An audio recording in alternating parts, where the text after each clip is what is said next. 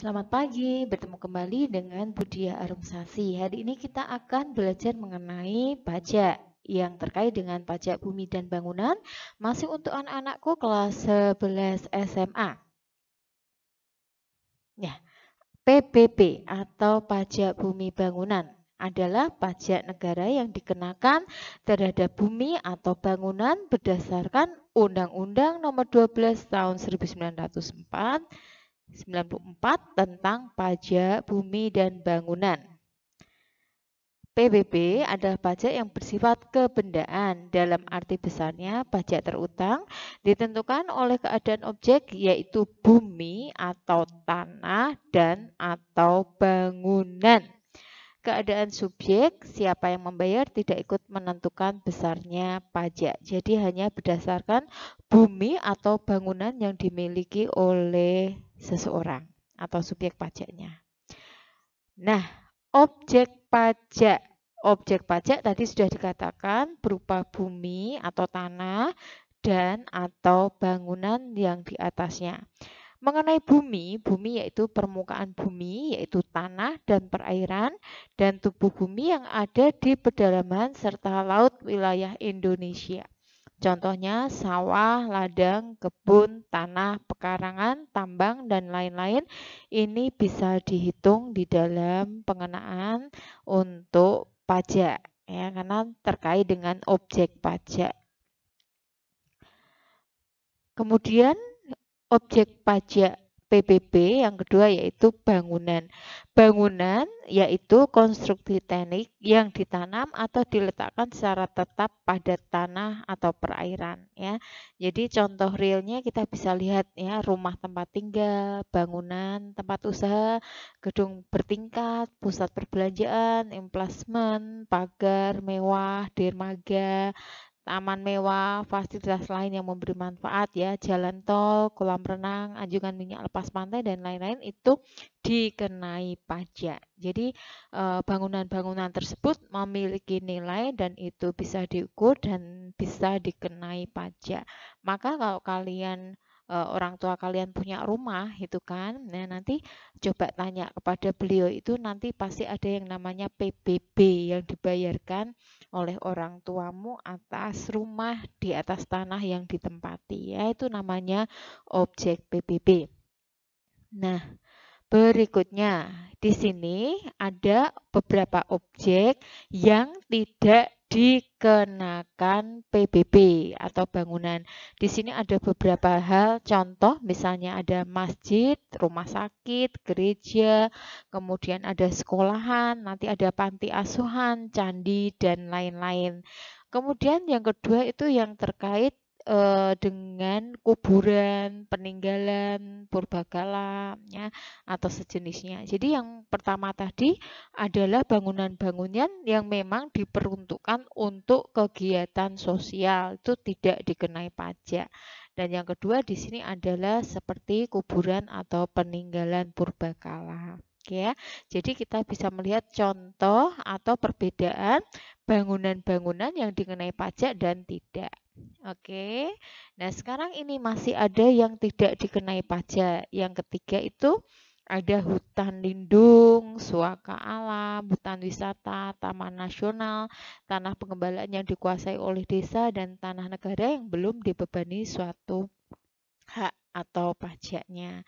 Oke, jadi yang ketiga ini yang terkait dengan alam, ya, yang belum dikenai pajak atau tidak dikenai pajak. Lalu kemudian yang keempat ada objek pajak yang digunakan oleh perwakilan diplomatik berdasarkan perlakuan timbal balik, ya. Jadi di sini memang digunakan untuk tujuan kenegaraan, dalam hal ini perwakilan diplomatik, jadi tidak dikenai pajak. Lalu yang kelima adalah objek pajak yang dikenakan oleh badan dan perwakilan organisasi internasional yang ditentukan oleh Menteri Keuangan, ya. Jadi ini tidak dikenai pajak. Jadi kita bisa melihat ada 5 hal yang tidak dikenai pajak. Oke, jadi secara teori hari ini terkait dengan objek pajak, kalian harus bisa membedakan serta memberi contoh objek-objek yang dikenai pajak ataupun yang tidak dikenai pajak, ya. Beberapa contoh sudah saya berikan juga tadi. Oke, nah di sini yang berikutnya kita belajar mengenai subjek pajak dan wajib pajak. Sebenarnya di sini subjek pajak dan wajib pajak sudah kita berikan di materi yang lalu ya, mengenai wajib pajak juga, bahkan sudah menghitung pajak penghasilan. Nah sekarang kita hanya akan review sebentar. Jadi kok subjek pajak adalah orang pribadi atau badan yang secara nyata mempunyai suatu hak atas bumi, memperoleh manfaat atas bumi, memiliki bangunan, menguasai bangunan, dan atau memperoleh manfaat atas bangunan. Jadi kalau hal ini subjek pajak yang terkait dengan PBB-nya ya. Kalau yang kemarin itu kan penghasilannya yang dikenai pajak. Nah, sedangkan wajib pajak adalah subjek pajak yang dikenakan kewajiban membayar pajak. Jadi wajib pajaknya. Kalau subjek pajak adalah orang atau pribadinya ya, dalam hal ini yang memiliki bumi atau tanah atau bangunan yang bermanfaat tadi. Oke. Next berikutnya, jadi di sini dasar pengenaan pajak itu sering kita sebut NJOP. Nah, NJOP itu ditetapkan per wilayah berdasarkan keputusan Menteri Keuangan dengan pertimbangan bupati atau wali kota serta memperhatikan harga rata-rata yang diperoleh dari transaksi jual beli yang terjadi secara wajar serta perbandingan harga dengan objek lain yang sejenis yang letaknya berdekatan dan fungsinya sama, serta telah diketahui harga jual nilai perolehan baru dan penentuan nilai jual objek pengganti. Jadi di sini dasar pengenaan PB-nya adalah NJOP ya. NJOP di sini juga ditentukan berdasarkan pertimbangan tertentu. Oke. Nah, kemudian kalau tadi NJOP nilai jual NJOP ya. Ini ya, di sini tadi nilai jual objek pajak. Nah, sekarang kita akan melihat yang namanya NJOP TKP. Ya, NJOP ditambahi TKP. Lah TKP-nya itu sendiri adalah tidak kena pajak. Jadi NJOP TKP itu adalah nilai jual objek pajak tidak kena pajak. Karena tidak kena pajak, nanti dalam hitungan yang akan saya tunjukkan itu sifatnya mengurangi dari NJOP. Ya, jadi ini digunakan dengan pertimbangan ekonomi moneter serta harga umum objek pajak. Yang melakukan siapa atau yang memberikan ketentuan ini? Yang memberikan tentu saja pemerintah dengan melakukan penyesuaian atas ketentuan NJOP TKP bagi PBB. Jadi juga ada revisi yang memberi kepastian hukum dan keadilan bagi wajib pajak. Oke, gitu ya.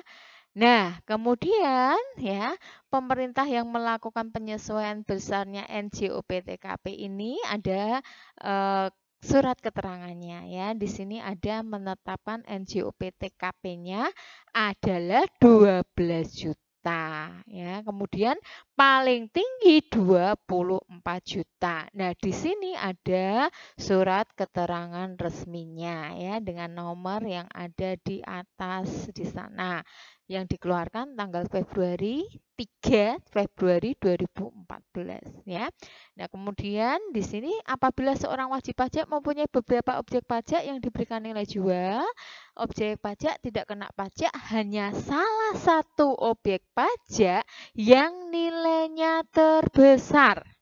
Sedangkan objek pajak lainnya tetap dikenakan secara penuh tanpa dikurangi nilai jual objek pajak tidak kena pajak. Jadi yang nilainya paling besar itu saja yang nanti dikenai NJOP TKP. Ya, nanti ada ketentuannya itu sebesar 12 juta atau 24 juta. Oke. Nah, kemudian untuk tarif PBB-nya. Dalam PBB menggunakan tarif tunggal. Ya, perhatikan, yaitu 0,5% atas objek pajak sesuai Undang-Undang Nomor 12 Tahun 94. Dan perubahannya menjadi ini ya sepertiga sesuai dengan Undang-Undang Nomor 28 Tahun 2009. Jadi tarif yang ditetapkan tersebut tidak akan berubah-ubah kecuali dikeluarkannya penyempurnaan atas undang-undang tentang Jadi sekali lagi untuk tarif pajak ini tadi ya, sebentar saya ulangi ya, bentar. Di sini ya kita kembali, ini slide-nya ketutul ya. Ya, oke. Jadi untuk tarif ini ya, tarif tersebut itu dinamakan tarif tunggal. Jadi artinya tarif tunggal itu tidak berubah-ubah kecuali sampai dikeluarkannya penyempurnaan atas undang-undangan tarif tersebut ya. Besarnya di sini adalah sudah ditentukan ya. Yang berikutnya, di sini berikutnya ada konsep mengenai NJKP. NJKP itu sendiri adalah nilai jual kena pajak. Nah, di sini ada beberapa objek pajak yang berbeda, yaitu perkebunan, kehutanan, pertambangan, dan pajak lainnya. Pajak lainnya di sini yang dimaksud adalah terkait dengan kawasan pedesaan dan perkantoran. Jadi kalau perkebunan itu prosentasenya atau tarifnya adalah 40%. Sedangkan pajak kehutanan 40% dan pajak pertambangan adalah 40%.